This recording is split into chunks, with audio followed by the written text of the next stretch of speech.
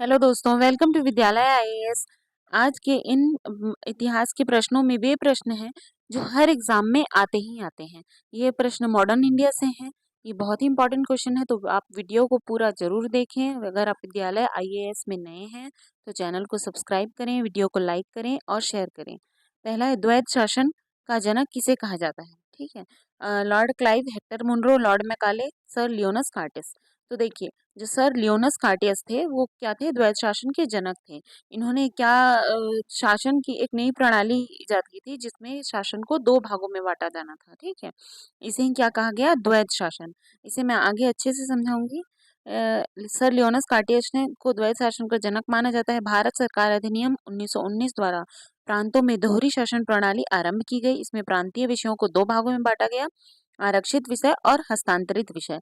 ठीक है, तो इसमें आरक्षित विषय मुख्यतः ब्रिटिशर्स के हाथ में रहे और हस्तांतरित विषय भारतीय शासकों के हाथ में। अगला है, किस गवर्नर जनरल पर महाभियोग का मुकदमा चलाया गया था? Warren Hasting, Lord Clive, Lord Cornwallis या फिर वेलेजली? किसके ऊपर चलाया गया था महाभियोग का मुकदमा? वॉरेन हेस्टिंग के ऊपर। ठीक है, वॉरेन हेस्टिंग के अन्यायपूर्ण तथा निरंकुश कार्यों के कारण उस पर महाभियोग का मुकदमा चलाया गया, जो 1788 से 1795 तक चला था। किंतु ब्रिटिश संसद ने उसकी सेवा को देखते हुए उसे सभी दोषों से मुक्त कर दिया। यह भी कहा जाता है कि वॉरेन हेस्टिंग्स ने यह सब कुछ साम्राज्य के हित के लिए किया, न कि अपने लिए। वॉरेन हेस्टिंग्स पर लगे महाभियोग के में विद्वानों का मत है कि कुछ वी स्मिथ का निर्णय अधिक मान्य है। वह लिखता है, उसके थोड़े दोष, जहां तक वे वास्तव में दोष थे, उस राजनीतिज्ञ के दोष थे जिस पर सहसा ही संकट आ पड़ा। ब्रिटिशर्स थे, आखिरकार महाभियोग लगा के उसको छोड़ ही दिए। उसे क्या पता उसने भारत में क्या किया था। अगला है, निम्नलिखित में से किस गवर्नर जनरल ने भारत की प्रसंविदाबद्ध सिविल सेवा का सृजन किया था? बहुत ही ज्यादा इंपॉर्टेंट क्वेश्चन है ये, किसी भी एग्जाम में आ जाता है। ठीक है, का सृजन किया था? ये पूछ रहे हैं कि भारत में सिविल सेवा का जनक कौन था। ठीक है, जो कालांतर में भारतीय सिविल सेवा के नाम से जानी जाती है। कौन था?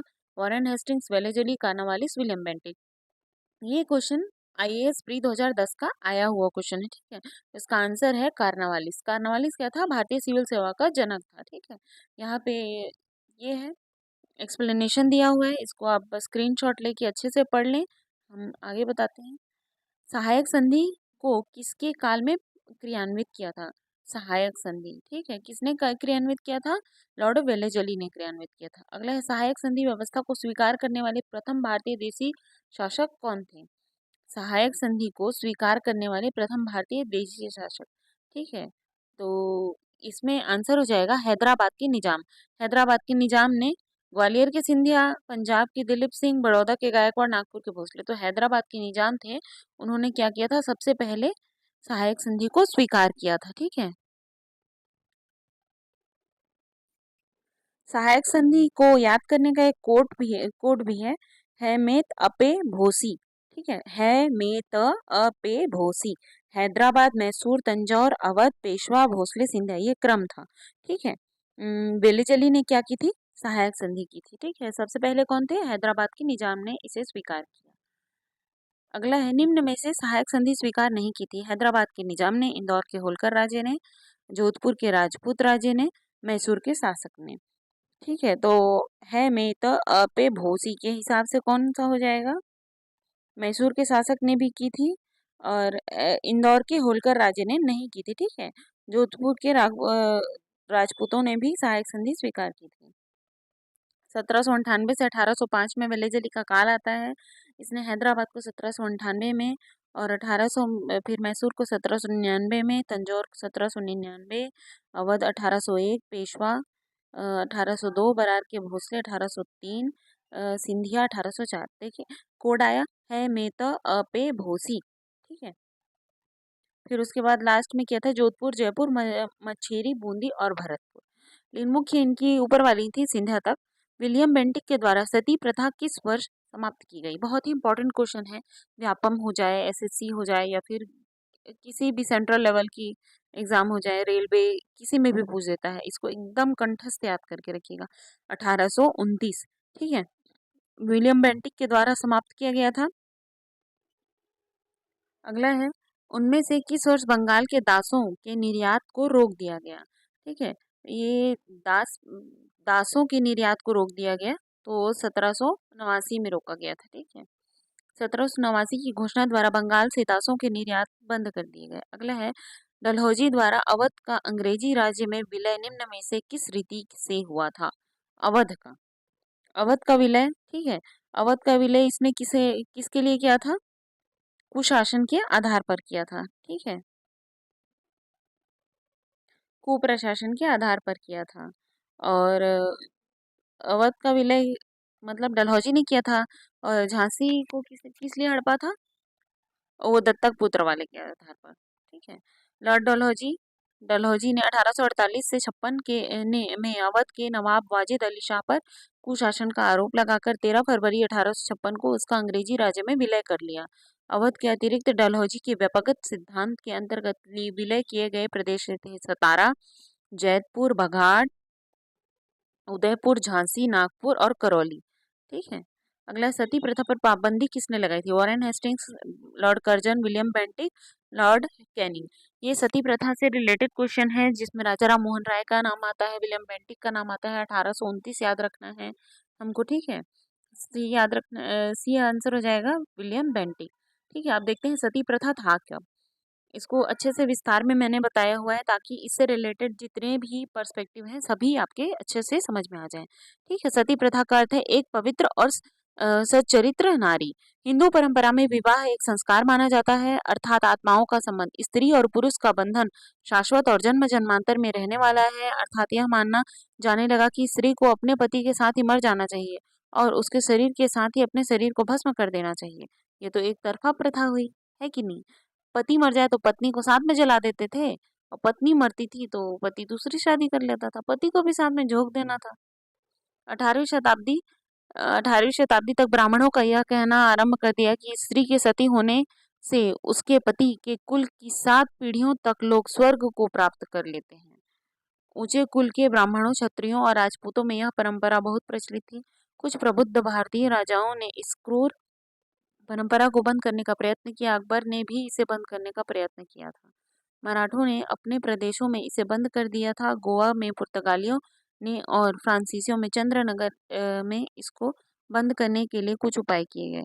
देखिए, गो इसमें मतलब ऐसा कहा जाता है कि मराठों ने इस पे पाबंदी लगाई थी, लेकिन अगर हम छत्तीसगढ़ का इतिहास जब ध्यान देते हैं तो बिम्बाजी भोसले के साथ उनकी पत्नी उमाबाई सती हुई थी। ठीक है, कार्नवालिस, मिंटो और लॉर्ड हेस्टिंग्स जैसे आरंभिक गवर्नर जनरलों ने बलपूर्वक मादक वस्तुओं के प्रयोग से अल्पवयस्क विधवाओं और गर्भवती स्त्रियों के सती होने पर रोक लगाई, परंतु वह सफल नहीं हुए।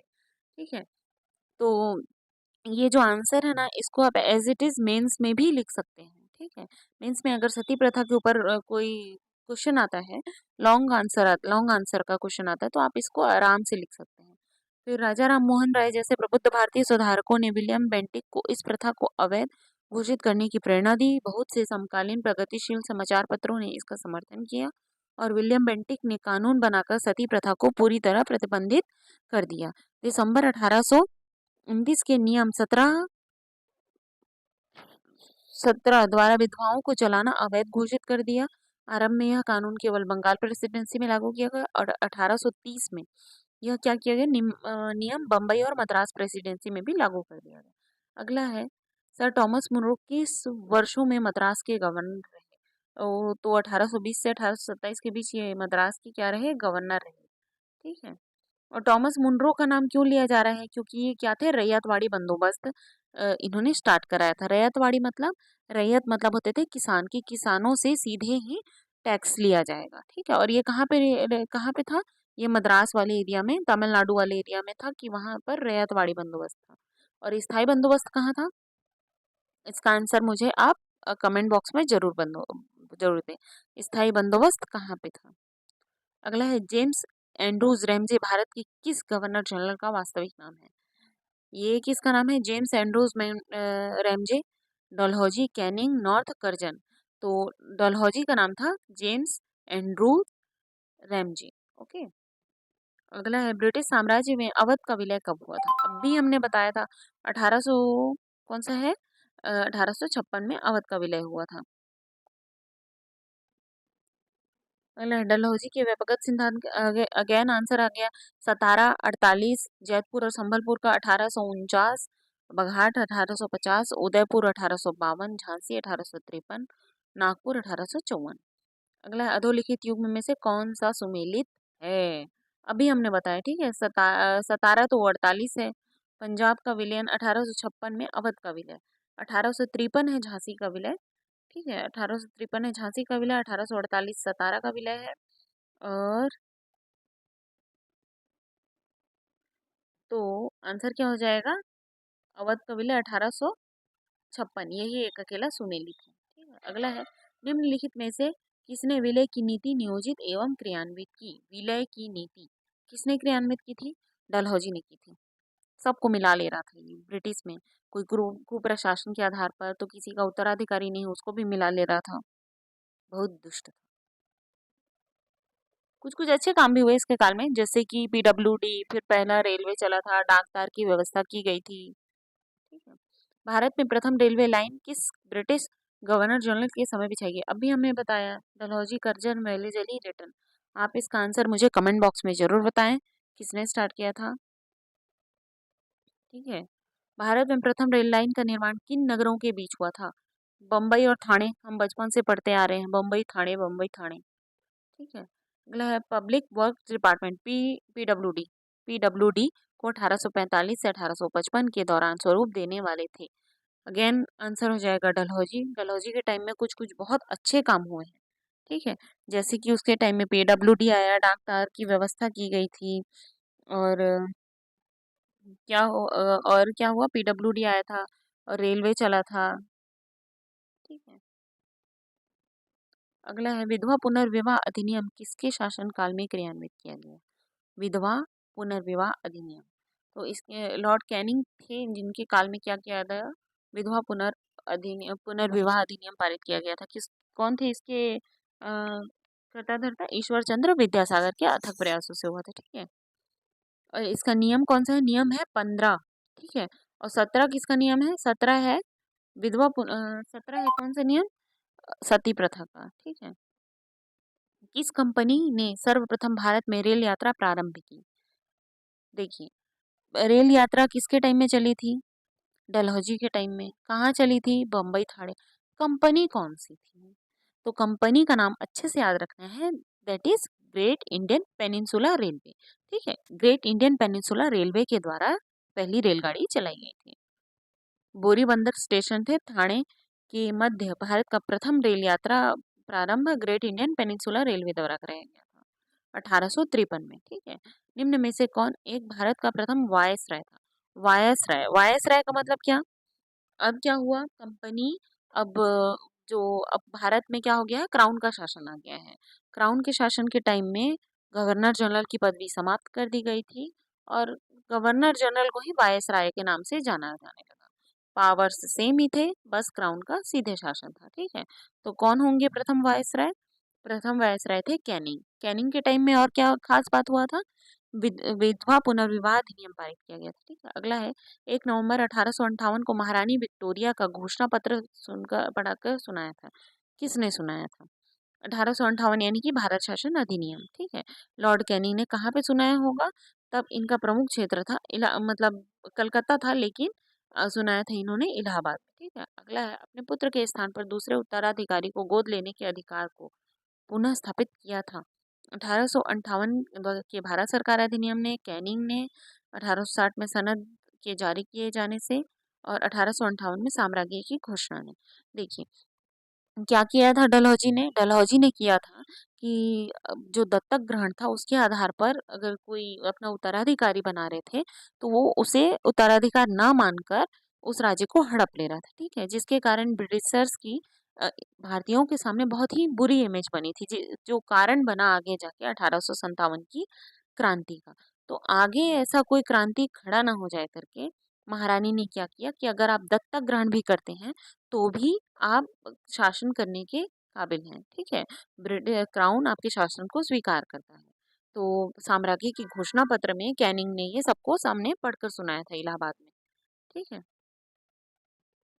ये यहाँ पे वो है, एक्सप्लेनेशन है, आप इसको स्क्रीनशॉट लेके पढ़ लें। अगला है, निम्न में से कौन चतुराई पूर्ण निष्क्रियता की नीति के साथ जुड़ा है? चतुराई पूर्ण निष्क्रियता जॉन लॉरेंस का माना जाता है, ये पॉलिसी ऑफ मास्टरली इनएक्टिविटी, ठीक है। तो ये क्वेश्चन बहुत ही अच्छा क्वेश्चन है, किसी भी एग्जाम में पूछ लेगा। चतुराईपूर्ण निष्क्रियता या फिर पूछेगा क्या, पॉलिसी ऑफ मास्टरली इनएक्टिविटी। कौन थे पॉलिसी ऑफ मास्टरली इनएक्टिविटी के जनक? जॉन लॉरेंस, ठीक है। ये कब अपनाया गया था? आंग्ल अफगान संबंध के संदर्भ में लॉर्ड एलनबरो के काल में प्रारंभ होकर लॉर्ड नॉर्थब्रुक के तक चलती रही है। अगला है, भारत में अंग्रेजों के समय में प्रथम जनगणना हुई थी, किसके काल में हुई थी? डफरिन, लिटन, मेयो या रिपन? तो देखिए, एकदम अच्छे से याद कर लीजिएगा आप। अगर आपको याद है, अगर आपको इसका आंसर पता है तो आप मुझे कमेंट बॉक्स में भी बताएं, और मैं आपको इसका आंसर भी बता रही हूँ कि कौन थे वो। मेयो थे, ठीक है। मेयो के काल में क्या हुआ था? पहली जनगणना हुई थी, ठीक है। लेकिन जो रिपन आए थे उनके काल में पहली सफल जनगणना हुई थी, नियमित जनगणना। पहली जनगणना पूछा जाएगा तो मेयो के काल में, लेकिन नियमित जनगणना पूछा जाएगा तो 1881 में हुआ था, रिपन के काल में। भारत में अंग्रेजों के समय प्रथम जनगणना लॉर्ड मेयो 1869 से 72 के काल में प्रारंभ हुई, और किंतु रिपन के काल में पहली नियमित जनगणना 1881 में शुरू हुई थी। अब अगला है, 1857 की क्रांति में अंग्रेजों व जोधपुर की संयुक्त सेना को पराजित करने वाला था। कौन था? तात्या टोपे, टोंक के नवाब वजीर खान, महाराज राम सिंह, अहुआ के ठाकुर, कुशल सिंह। तो कौन थे? अहुआ के ठाकुर कुशल सिंह थे, ठीक। अंग्रेजों व जोधपुर की संयुक्त सेना को इन्होंने क्या किया था? पराजित करने वाले थे। अहुआ के ठाकुर कुशल सिंह ने पराजित किया था। अगला है, निम्नलिखित में से कौन सा स्थल राजस्थान में 1857 की क्रांति का केंद्र नहीं था? अजमेर, जयपुर, नीमच, औवा? तो देखिए, जो जयपुर था वो क्या क्या था, इसमें शामिल नहीं था, ठीक है। क्रांति यहाँ पे ज्यादा नहीं देखी गई, तो कहा गया कि अजमेर इसमें क्या, जयपुर क्या रहा है, इसमें स्थिर रहा है। अगला है, निम्नलिखित में से किसने 1857 में अंग्रेजों से संघर्ष किया था? किसने किया था 1857 में अंग्रेजों से संघर्ष? चंद्रशेखर आजाद, राम प्रसाद बिस्मिल, शहादत खान, माखनलाल चतुर्वेदी। तो देखिए, चंद्रशेखर आजाद, राम प्रसाद बिस्मिल, ये तो 90 100 प्लस वाले हैं, ठीक है, 1900 प्लस में आए हैं। तो कौन होंगे? शहादत खान थे इन्होंने, ठीक है। शहादत खान ने क्या किया था? अंग्रेजों से संघर्ष किया था। 1857 विद्रोह को किस उर्दू कवि ने देखा था? ये बहुत ही इंपॉर्टेंट क्वेश्चन आ जाता है, ठीक है। किसने देखा था? गालिब का नाम आता है इसमें, कि गालिब ने क्या देखा था? उसे प्रत्यक्ष रूप से देखा था, 1857 की क्रांति को, ठीक है। अगला है, सुप्रसिद्ध उर्दू शायर मिर्जा गालिब का मूल निवास कहाँ था? कहाँ था इनका मूल निवास? आगरा था, ठीक है। उर्दू शायर मिर्जा गालिब का जन्म 27 दिसंबर 1796 को आगरा, और मृत्यु 15 फरवरी 1869 को दिल्ली में हुई थी। अगला है, आजादी की पहली लड़ाई 1857 में किसने भाग नहीं लिया? पूछ रहे हैं, ठीक है, नहीं लिया। तात्या टोपे, रानी लक्ष्मीबाई, बहादुर शाह जफर या भगत सिंह? तो देखिए, भगत सिंह अगेन चंद्रशेखर आजाद के टाइम 1928 में सामने में आएंगे, ठीक है। तो इसका आंसर हो जाएंगे कौन? भगत सिंह। अगला है, ये सब क्वेश्चन इसीलिए हैं क्योंकि ना हम कई बार कंफ्यूज हो जाते हैं, और एग्जाम के प्रेशर में कंफ्यूजन में हम गलत ही आंसर लगा देते हैं इसका। तो आप एकदम अच्छे से याद रखिए, ठीक है।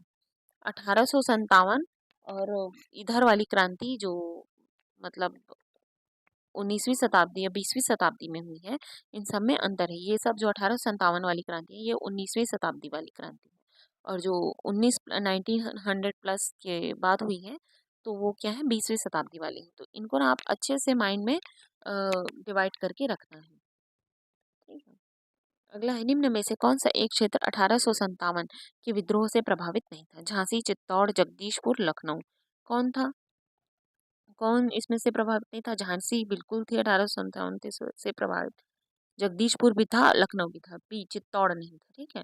1857 के विद्रोह से चित्तौड़ प्रभावित नहीं था, जबकि झांसी, जगदीशपुर, लखनऊ इस विद्रोह के केंद्र थे। इन केंद्रों की अगुवाई क्रमशः रानी लक्ष्मीबाई, कुंवर सिंह और बेगम हजरत महल ने की थी।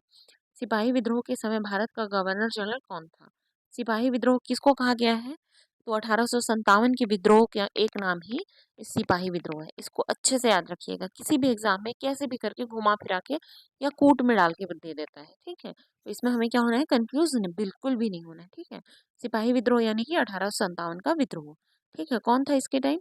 कैनिंग थे, डलहौजी, हार्डिंग, लिटन। तो डलहौजी तो चला गया था, उसके बाद कांड करके डलहौजी भाग गया भारत से और फंस गया कैनिंग, तो कैनिंग था इस टाइम। अगला है 1857 विद्रोह के समय बैरकपुर में कौन ब्रिटिश कमांडिंग ऑफिसर था? Henry Lawrence, colonel Phillis Hearsey या सर ह्यू व्हीलर। तो यहाँ पे क्या पूछ रहा है? बैरकपुर में, ठीक है, बैरकपुर में कौन था? हर्से था, ठीक है। 1857 के विद्रोह के समय बैरकपुर में lieutenant general John Bennett Hershey commanding officer थे। अगला है 1857 के विद्रोह के समय ब्रिटिश प्रधानमंत्री कौन था? ब्रिटिश प्रधानमंत्री कौन था? बहुत ही फेमस नाम है इसमें, पामस्टन का। पामस्टन कौन था? ब्रिटिश प्रधानमंत्री था तब जिस समय भारत में 1857 की क्रांति हुई। ब्रिटेन में पामस्टन ब्रिटेन का प्रधानमंत्री था, उसका कार्यकाल 1855 से 58 तक था। अगला 1857 का विद्रोह मुख्यतः किस कारण से असफल रहा? हिंदू मुस्लिम एकता की कमी, किसी सामान्य योजना और केंद्रीय संगठन की कमी, इसके प्रभाव का सीमित क्षेत्र और जमींदारों की सहभागिता। देखिए, सभी उग्र थे उसमें, सभी अच्छा अच्छा कर रहे थे, लेकिन कोई एकजुट नहीं था, ठीक है, कोई प्रॉपर योजना नहीं बनाई गई। अगर एक साथ शुरू करते ना तो तभी भारत आजाद हो जाता। लेकिन क्या हो रहा है, जब जिसको प्रॉब्लम आ रहा है तब वो आवाज उठा रहा है, ठीक है। तो एक तो योजना, सामान्य योजना नहीं थी, सेम योजना सभी की, और कोई केंद्रीय संगठन नहीं बनाया गया, ठीक है। सबके अपने अपने केंद्र थे, सब अपने अपने हिसाब से शुरू कर रहे थे, खत्म कर रहे थे। तो ये बहुत ही अनियमित रूप से था और सामान्य योजना और केंद्रीय संगठन की कमी थी इसमें, ठीक है। अगला है बंकिम चंद्र चटर्जी के प्रसिद्ध उपन्यास आनंद मठ का कथानक आधारित है। आनंद मठ का कथानक आधारित है, किस पर आधारित है? चुहार विद्रोह, रंगपुर और दिगनाजपुर के विद्रोह पर, विष्णुपुर या वीरपुर में हुए विद्रोह पर, या सन्यासी विद्रोह पर। तो इसका आंसर आ जाता है सन्यासी विद्रोह, ठीक है, सन्यासी विद्रोह। अगला है 1857 के विद्रोह के ठीक बाद बंगाल में निम्नलिखित में से कौन सा विप्लव हुआ था? 1857 के ठीक बाद हुआ था कौन सा विद्रोह? ये हुआ था सन्यासी विद्रोह, ठीक है। 1857 के विद्रोह के ठीक बाद सन्यासी विद्रोह हुआ था।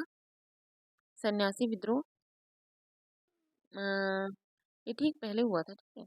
1863 से 1800 में संथाल विद्रोह 1855 66 तथा पाबना विद्रोह 1873, ये 1873 है, ठीक है।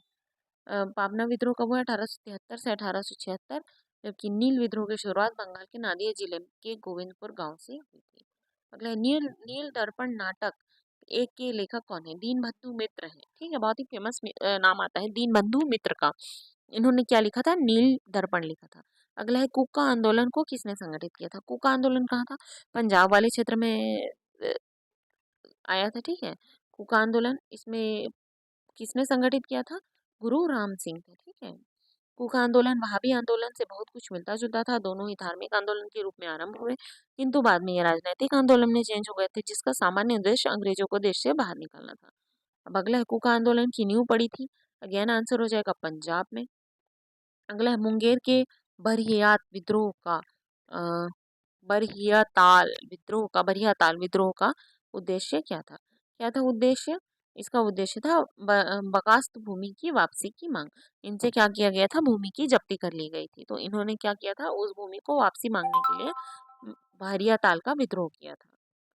अगला 19वीं शताब्दी के दौरान होने वाले वहाबी आंदोलन का मुख्य केंद्र था। वहाबी आंदोलन कहाँ पे हुआ था? पटना में हुआ था, ठीक है। अंग्रेजी प्रभुसत्ता को सबसे सुनियोजित तथा गंभीर चुनौती वहाबी आंदोलन से मिली, जो 19वीं शताब्दी के चौथे दशक और 7वें दशक तक चलता रहा।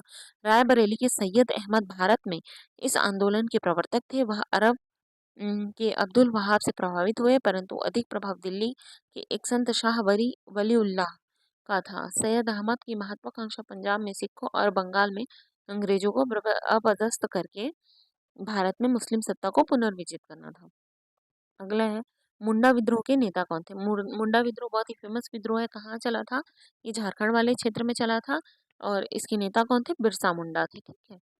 मुंडाओं का विद्रोह खड़ा हुआ था, कब खड़ा हुआ था? 1895 में। 1895 में मुंडा विद्रोह हुआ था, ठीक है। बिरसा मुंडा को सोते हुए कब पकड़ा गया? बिरसा मुंडा को कहाँ पे सोते हुए पकड़ा गया था, लेकिन इसमें चारों डेट गलत है। 3 मार्च 1900 को पकड़ा गया था, ठीक है।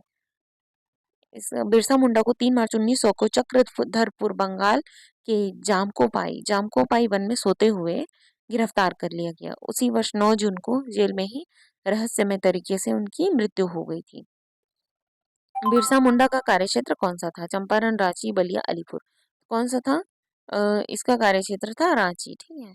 बिरसा मुंडा का कार्यक्षेत्र रांची से लेकर भागलपुर तक था। बिरसा मुंडा का उद्देश्य जनजातियों में समाज सुधार करना एवं उन्हें ब्रिटिश सत्ता से दूर रखना था। बिरसा ने अनेक देवी देवताओं बोंगा की पूजा को छोड़कर अपने अनुयायियों से एक ईश्वर सिंह बोंगा की पूजा का आह्वान किया।